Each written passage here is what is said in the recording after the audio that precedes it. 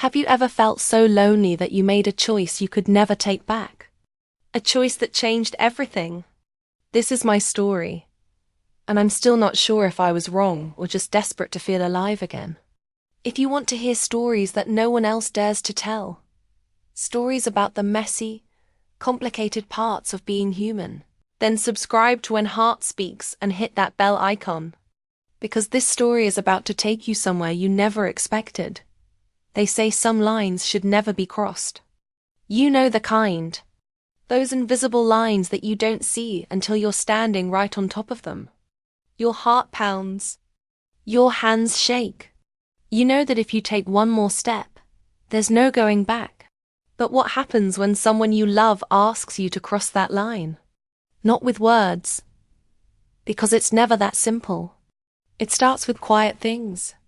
Long looks. Small touches. The way the air changes when you're alone together. You tell yourself it's innocent. You need to believe it's innocent. Until one day you can't lie to yourself anymore. 6 months have passed since that night. I still wake up wondering if I was the villain or just a lonely woman reaching for the only warmth in her life. I haven't told anyone. Not my friends. Not my therapist. Not even in my prayers. How do you confess something when you're not sure what it was? How do you explain a moment that felt both wrong and necessary? Let me take you back to where it all began. It was a cold, rainy Thursday. The kind of day that makes everything feel heavy. The sky had been grey for weeks. The silence in my house had gotten so loud I could barely think. Then he showed up. My nephew Ethan. The boy I used to hold when he was a baby. The kid who lost his mom, my sister, far too young. He needed a place to stay. I thought I was helping him. I wanted to help him. But what happened over the following weeks is hard to put into words, Dot. It wasn't one moment. It was hundreds of tiny ones, piling up like raindrops on a window, until suddenly you can't see clearly anymore. What do you do when the comfort you give starts to feel like something else? When grief and love blur into something you're too ashamed to name? I've asked myself that question every single day. Maybe by telling this story, I'll finally understand how I got here. My house used to feel warm. My mother's music drifting from the kitchen. My father humming as he fixed things. My sister laughing about something only she found funny. Now it just felt hollow. Too big. Too quiet. Full of ghosts I hadn't made peace with. After my divorce, I moved back into my childhood home. It was supposed to be temporary, just until I figured things out. But months passed, then a year, and I was still there. Still waking up to empty rooms. Still listening to the echo of my own footsteps. I was 48, newly divorced and tired in a way that sleep couldn't fix. I'd spent years married to a man who made me feel invisible. At first, I thought he was just distracted. Work stress, maybe. But then I realized I could cry right in front of him, and he'd still look past me. I don't think he ever really saw me. Eventually, I stopped trying to be seen. When the marriage ended, it wasn't with fire or anger. Just silence. The same silence that had lived in our marriage for years. I'd been alone ever since. Not just physically alone, but that deep, aching loneliness that seeps into everything. That quiet grief of knowing no one is waiting for you at the end of the day. Then came Ethan. It started with a phone call. His voice was calm and polite, but I could hear something underneath. He said he was transferring to an art school near my town. It was closer and more affordable. He asked if he could stay with me for a little while, just until he got settled. I didn't hesitate. Of course I said yes. I loved that boy.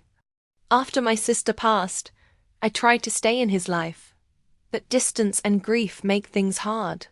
Now it felt like I was getting a second chance. When he arrived, he looked different.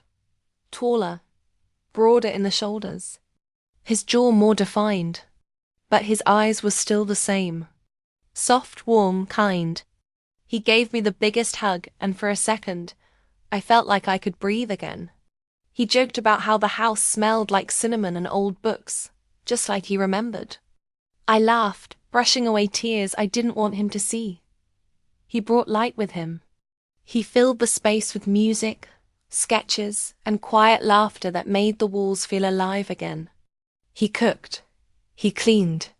He'd pour me tea exactly the way I liked it, with 1 drop of honey and a cinnamon stick. Every time he'd say, "Just like you used to make for me when I was little," it made my heart ache in the sweetest way. There was something so gentle about him, so aware, like he could sense when the loneliness started creeping in, and he'd walk into the room at just the right moment with a joke, a story, or a smile. He'd sit across from me at the kitchen table, talking about his dreams, his art, his heartbreaks. Somewhere in those conversations, I forgot to feel old. I forgot to feel broken. He'd tell me about the women he dated, how shallow the connections felt, how hard it was to find someone who understood him. "Do you ever feel like most people are just performing?" he asked one night, eyes flickering in the candlelight. "Like no one's really real anymore?" I nodded, because yes, I knew exactly what that felt like. And there it was again, that pull. That invisible thread tying us together, getting tighter each day. He reminded me so much of my sister. His smile, his thoughtfulness, even the way he walked like he was always moving to a rhythm no one else could hear. But there was more. Something deeper. The way he looked at me sometimes, like he was watching not out of curiosity but understanding. Like he saw the pain I didn't speak out loud, and he didn't flinch. I told myself I was imagining things, that I was just projecting, that I was vulnerable and lonely and reading into gestures that didn't mean anything. But it wasn't just me. There was a shift. Subtle but real. Like we were both tiptoeing towards something neither of us wanted to name. He started staying up later. We'd talk into the night, sitting on the couch with too much left unsaid floating in the air. He'd ask real questions about love, about regret, about the choices I'd made. And he listened in a way no one had in years. It scared me, honestly. Not because it was wrong, but because it felt safe. Like maybe I'd found a soul that understood mine. And that's where everything began to shift. I didn't know it yet, but the path had already started forming beneath our feet. A path that would lead us somewhere neither of us expected. Somewhere we couldn't come back from. But I'll tell you this. It wasn't fast. It wasn't reckless. It was quiet, slow, soft like a whisper. And that's what made it so dangerous. When something feels gentle, you don't see the damage it's doing until it's too late. There's a moment so small, so quiet, that you almost don't notice it when it happens. But later, when you look back, you realize that was the moment everything began to change. It started with something simple. A Thursday night. We'd just finished dinner. Grilled vegetables, lemon chicken, red wine. Ethan had insisted on cooking that night. He said it helped him clear his mind before a new art assignment. I watched him in the kitchen from across the room. How naturally he moved in my space. How he hummed as he chopped. How he knew exactly where everything was, like he'd lived there all his life. It was comforting and strange at the same time. After dinner, we sat in the living room. The fireplace glowed soft in the background.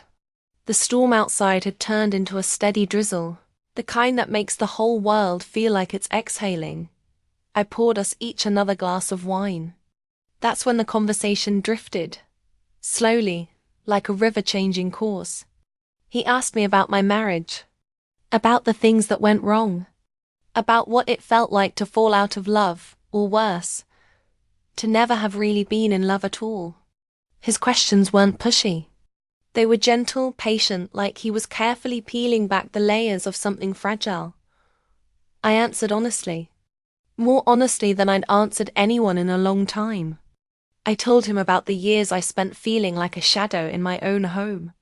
About how I learned to stop expecting love. About the nights I'd cry quietly in the bathroom so no one would see me break.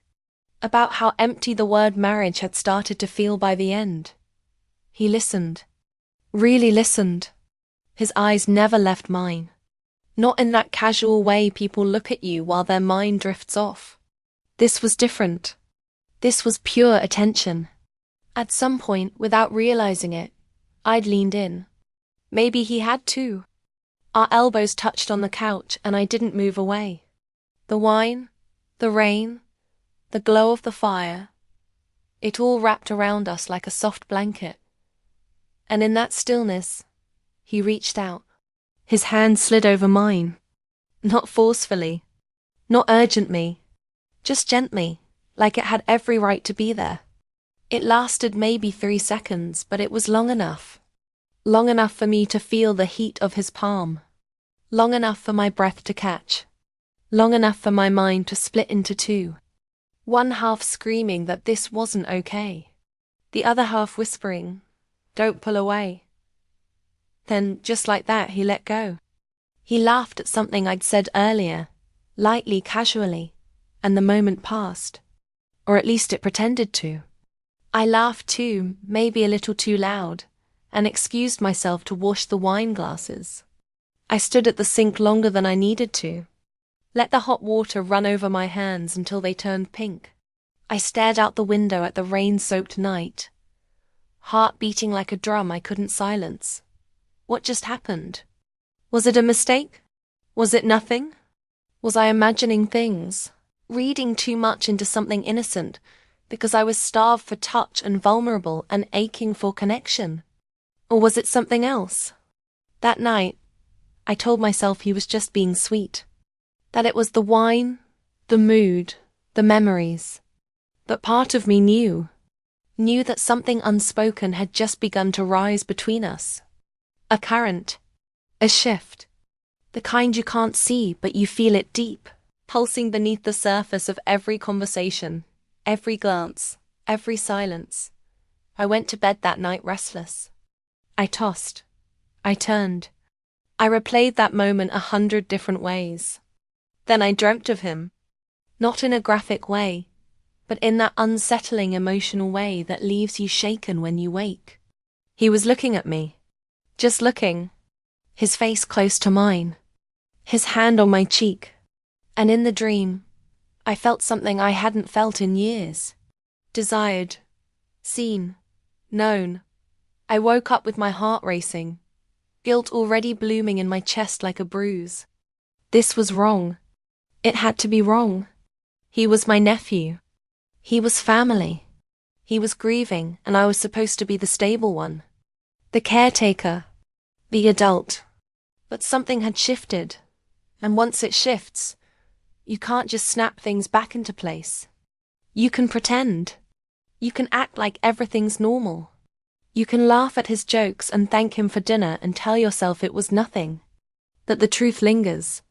It settles in the spaces between your words. It breathes into your silences. It waits. And that moment, his hand on mine, so soft, so steady, that was the beginning. For days after that moment on the couch, I couldn't think straight. Everything looked the same. Ethan still made his morning coffee, still played his soft jazz in the afternoons, still greeted me with that gentle, familiar smile. But everything felt different. I started second-guessing everything. The way he looked at me. The way I laughed a little too loud when he said something funny. The way my heart skipped when his arm brushed mine in the kitchen. I'd stand at the stove pretending to focus on dinner, while inside I was falling apart. Was I imagining this? Was I seeing something that wasn't there? Was I putting my loneliness onto someone who just needed family? That question haunted me the most. He'd lost his mother, and I was all he had left. He needed comfort, not confusion. I was supposed to be a safe place, but my mind kept drifting back, over and over, to the feel of his hand on mine. The way he held my gaze a second longer than he should have. The softness in his voice when he asked about my past, my pain, my dreams. It wasn't just grief. It wasn't just family love. It was something else. And it scared me. Late at night, I'd sit on the edge of my bed and stare at myself in the mirror. Not just look, but stare. Trying to see what he saw. Trying to understand why now. Why me?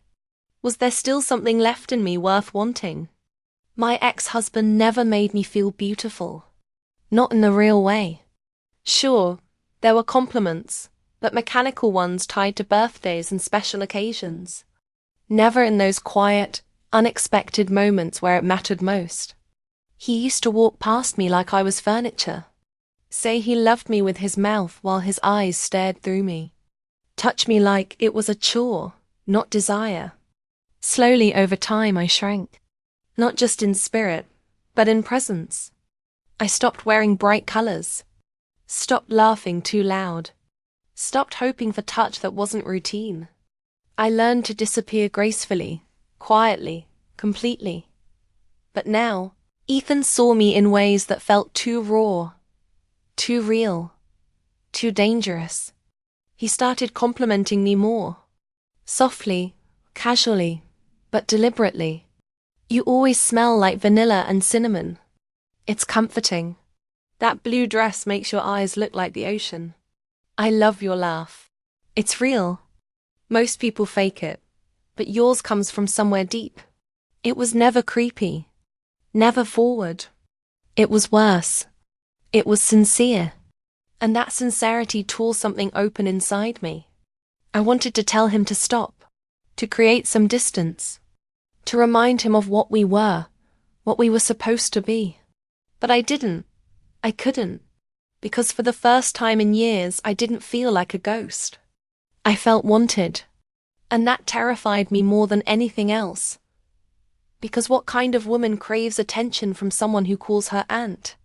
What kind of woman entertains feelings like that, knowing the weight they carry? Every time he smiled at me like that, it chipped away at my resolve, like water slowly wearing down stone. I was the adult. I was supposed to be the strong one, the protector, the one with boundaries. But my boundaries had become blurred lines, and those lines were getting harder and harder to see. There were moments when I'd catch him looking at me from across the room. Not in an obvious way.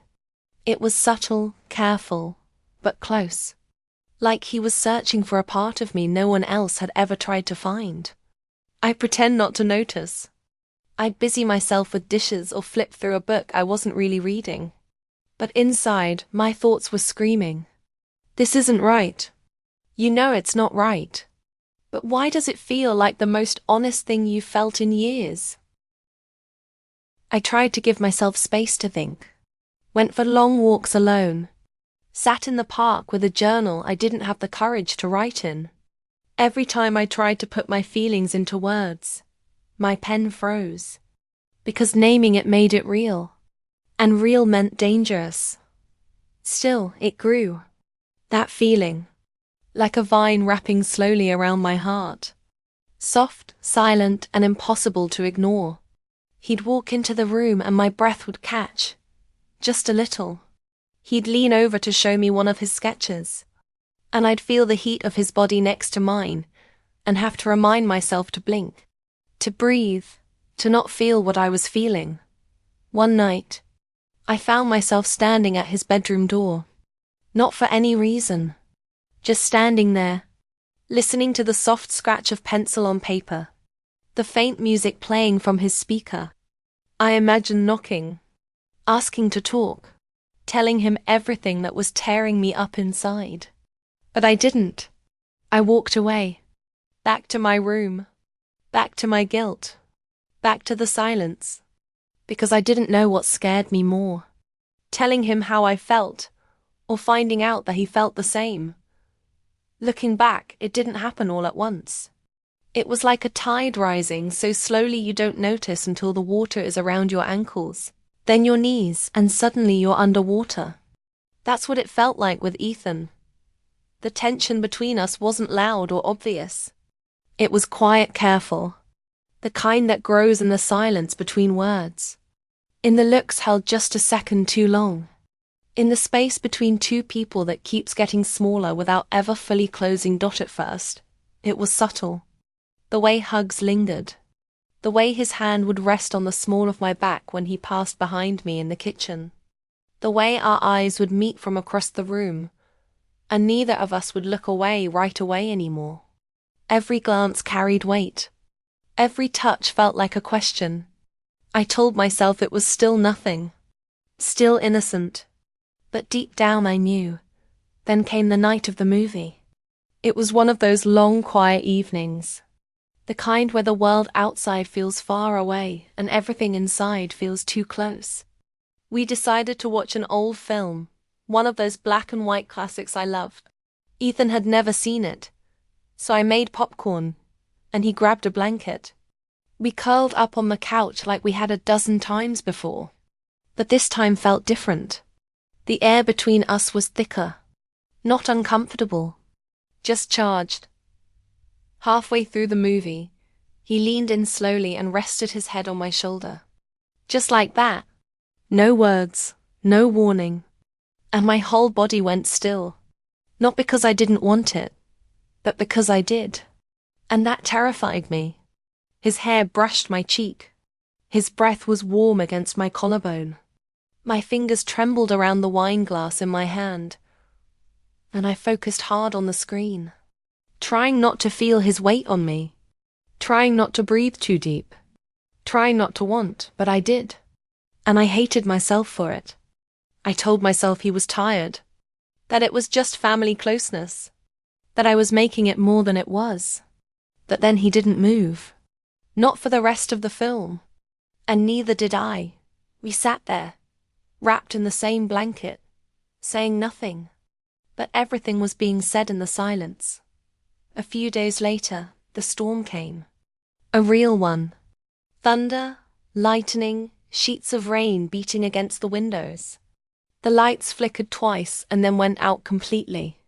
I found a few candles in the drawer, lit them, and placed them around the living room. The glow was soft golden.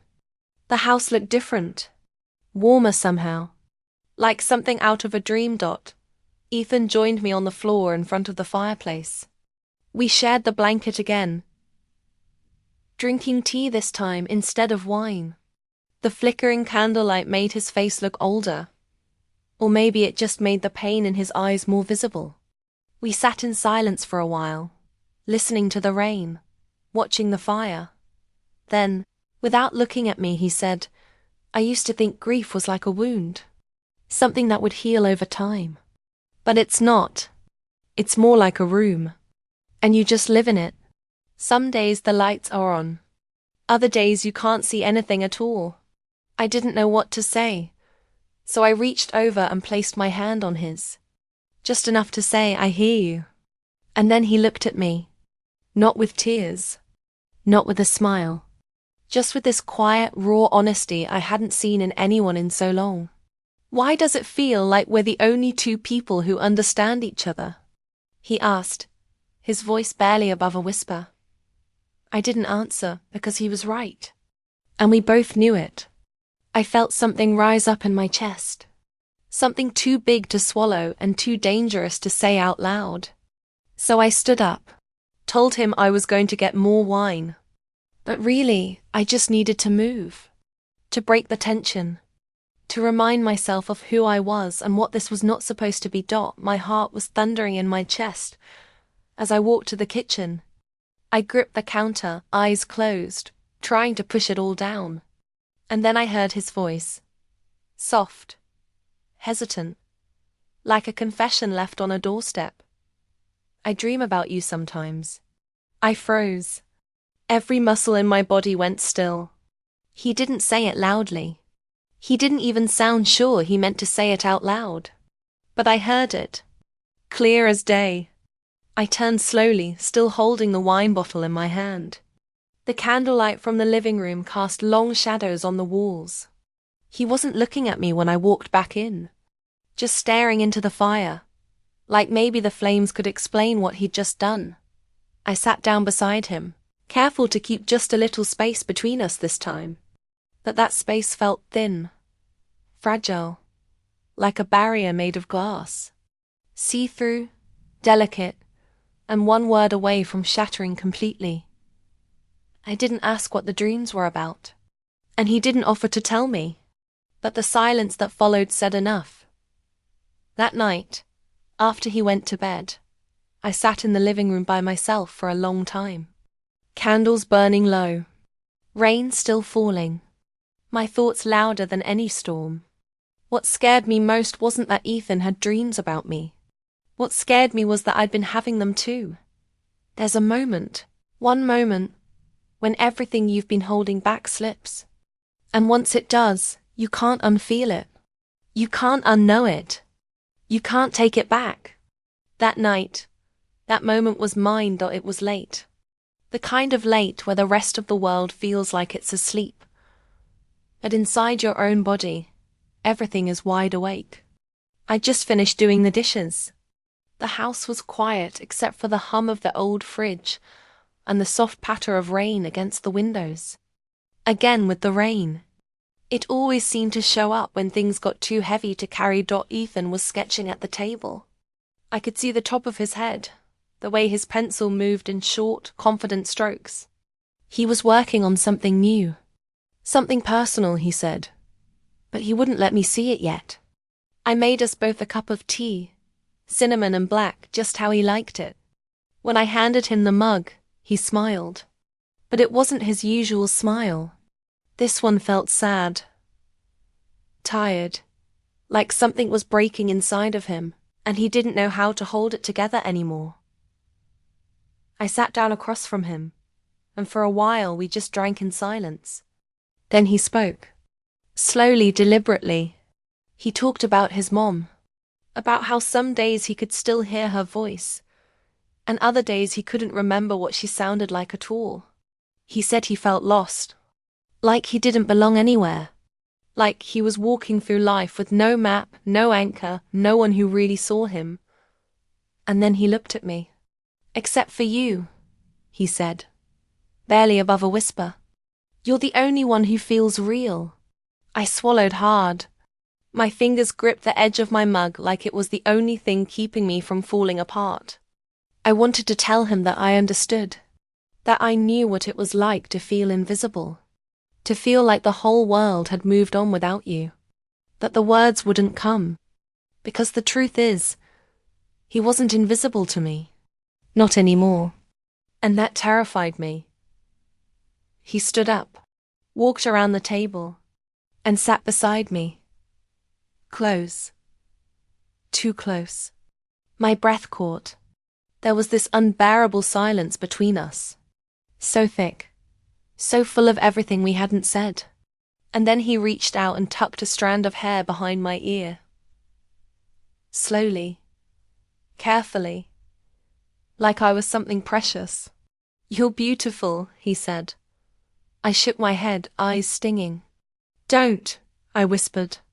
Please don't. But my voice didn't sound convincing, even to me.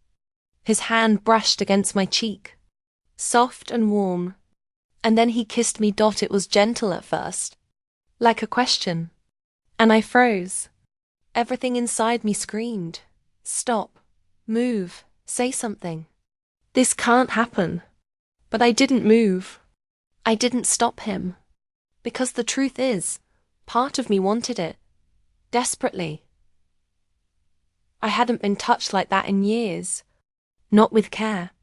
Not with feeling. Not like I mattered. The kiss deepened. Not frantic. Not rough. Just slow. Painfully slow. Like he was putting every buried emotion into that moment. And I let it happen. I let it wash over me. Let myself forget, for one fleeting second, who we were supposed to be.